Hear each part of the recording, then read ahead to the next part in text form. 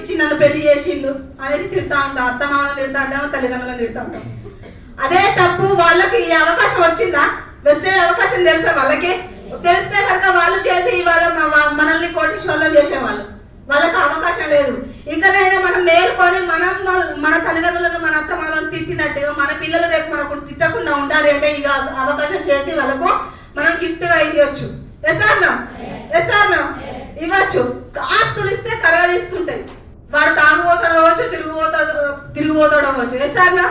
లేదంటే ఇప్పుడు betting apps ఆడి కూడా అన్ని అప్పులు చేసుకొని ఆస్తులన్నీ ఖరాబ్ చేసుకోవచ్చు. కానీ ఈ నెట్వర్క్ అనే ఆస్తిని ఇస్తే ఇప్పుడు నెలకు 4 లక్షలు వస్తున్నాయి. ఈ నెల మొత్తం 4 లక్షలు ఖర్చు పెట్టింది అనుకో, వచ్చే నెలకు ఖర్చు పెడతాడు, ఇంకొక 6 నెలలు ఖర్చు పెడతాడు.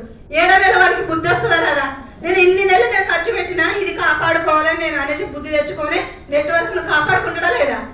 అది తరగని ఆస్తి. జీవితంలో నెట్వర్క్ మనం ఆస్తులు ఇస్తే కరిగిపోతాయి, కానీ నెట్వర్క్ ని ఇస్తే ఖచ్చితంగా వాడు డెవలప్ అవుతాడు. కాబట్టి నెట్వర్క్ ను ఇద్దాం మనం. ఇంకా చూసుకున్నట్లయితే వెళ్ళే ప్రయాణాలు, అలా నేను ప్రయాణం చేస్తున్న తరుణంలో ఎవరు వాళ్ళు కనిపిస్తుందా? క్లియర్గా లేదు కదా?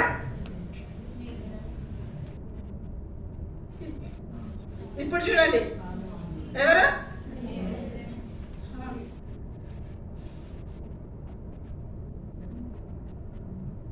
అలా నేను నా భర్తతో ఫీల్డ్ వర్క్కి వెళ్తున్న క్రమంలో ఒకరోజు ఒక మీటింగ్కి వెళ్తున్నాం. నిద్ర లేదు, ట్రైన్ లేట్ అయింది. 11 గంటల కన్నా ట్రైన్ 1:30కి వచ్చింది నైటు. నిద్ర లేదు, జర్నీ మొత్తం నిద్ర లేదు. మళ్ళీ అక్కడికి వెళ్ళగానే మీటింగ్ కంప్లీట్ చేసేసుకున్నాం. మళ్ళీ త్వరగా బయలుదేరినాము. మళ్ళీ నైట్ అంతా జర్నీ. ట్రైన్ ఎక్కగానే అలసిపోయాము. ఇంకా ఫుడ్ కూడా లేదు, పొద్దుటి నుండి ఫుడ్ లేదు, అలసిపోయింది బాడీ, శరీరం బాగా అలసిపోయింది.